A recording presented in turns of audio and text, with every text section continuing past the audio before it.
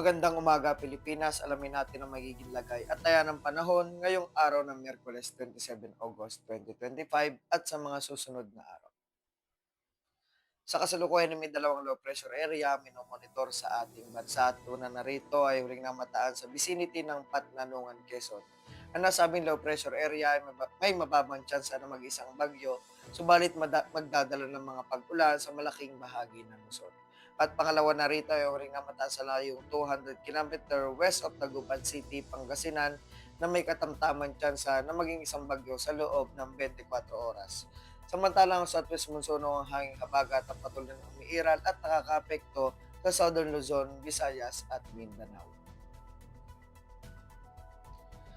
At dahil nga rito aasahan sa Metro Manila, Cagayan Valley, Cordillera Administrative Region, Central Luzon at Calabarzon ng maulap na kalangitan na may kalat-kalat na pag-ulan, pagkulog at pagkidlat dulot ng low pressure area.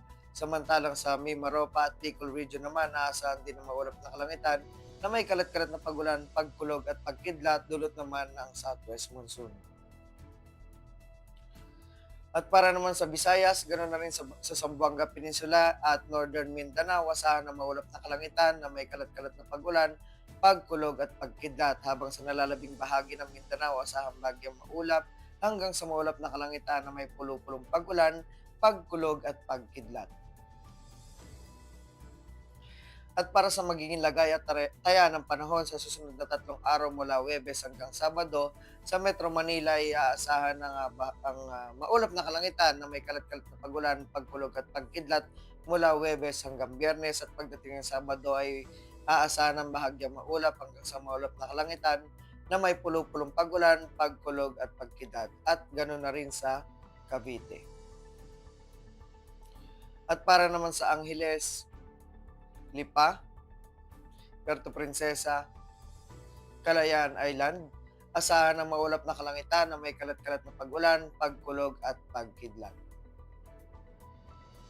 At para naman sa Lapu-Lapu, asahan sa Huwebes at Biyernes ang maulap na kalangitan na may kalat-kalat na pag-ulan, pagkulog at pagkidlat. At pagdating ng Sabado, asahan ng bahagyang maulap hanggang sa maulap na kalangitan na may pulupulong pag-ulan, pagkulog at pagkidlat.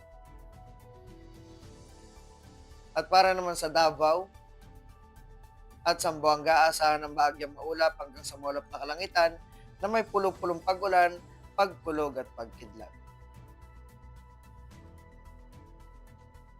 Ang araw ay sisikat mamayang 0544 at muli itong lulubog 1812 ng gabi. At para sa ating moon illumination, meron tayong 17% increasing. At para manatiling updated sa lagay at taya ng panahon, i-follow lamang ang Air Force Weather Center sa aming mga official social media accounts.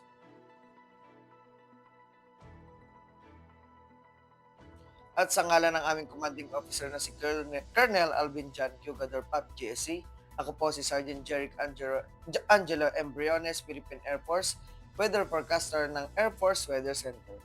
Muli, magandang umaga sa ating lahat.